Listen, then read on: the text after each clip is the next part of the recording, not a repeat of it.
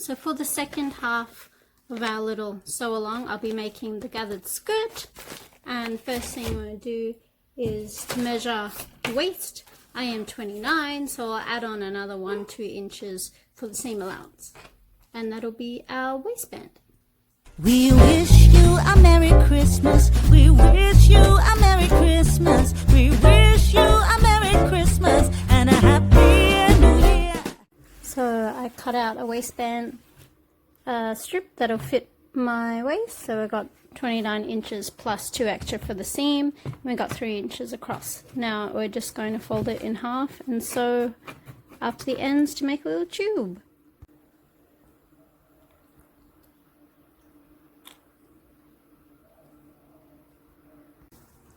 Now with this tube, we're going to turn it inside out, but instead of struggling to do it, get yourself one of these doohickeys. Can't remember what they're called, but it's got the little needle on the end and it makes it much easier. So you shove it all through.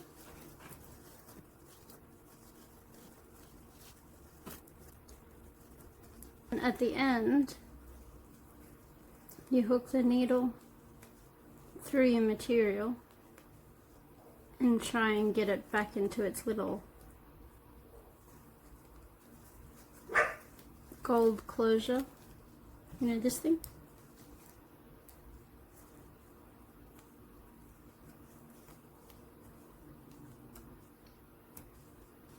Like that.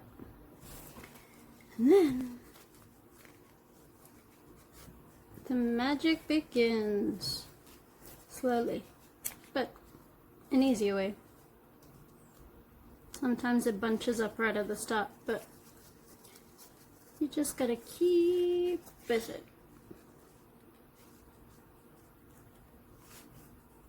There we go.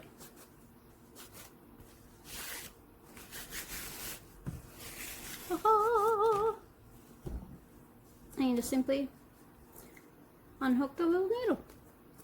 How great is that? You can iron this, but I'm lazy, so.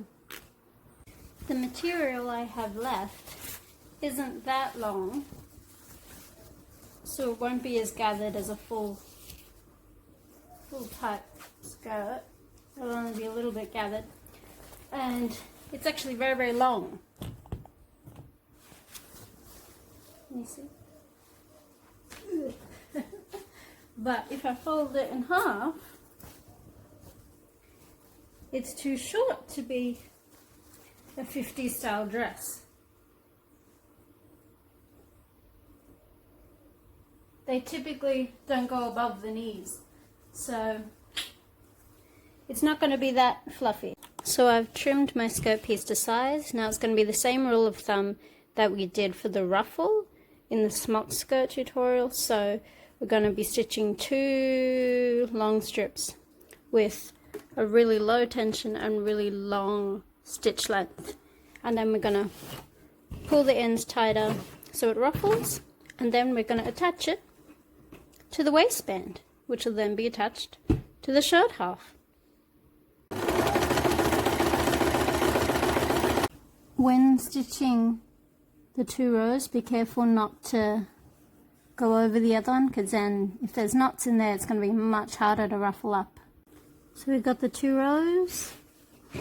You take the ends of the threads in the back from the bobbin and start pulling so it all ruffles up. And now we're just pinning the gathered skirt to the waistband and sewing. When you're sewing, careful not to pull out the ruffles too.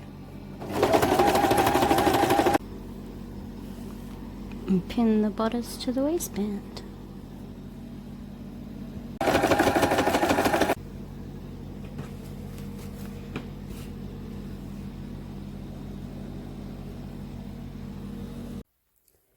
Now we're just going to attach the zip. Now I've pinned the 2 sides of the dresses together. So this is the back of the bodice and this is the back of the skirt half.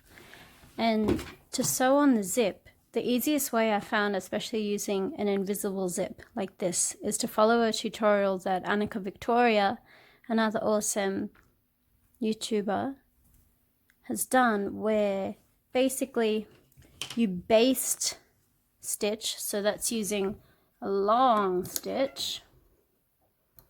You baste stitch on the dress the length of the zip, and for the rest of it I'll do a normal shorter stitch. Alright, so here's the cool bit. With the basted section, we're going to open up the seam flat, right, and we're going to pin the zip down. And you may think, alright, but we've just sewn it shut, the zip's not going to work, but trust me, it does. So you end up pinning the zip on, pinning both sides, and sewing down there. Okay, stay with me. Then you simply gotta snip out the basting stitches.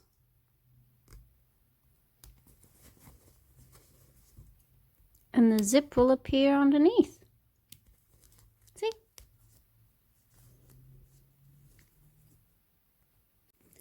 And you have a perfectly working zip.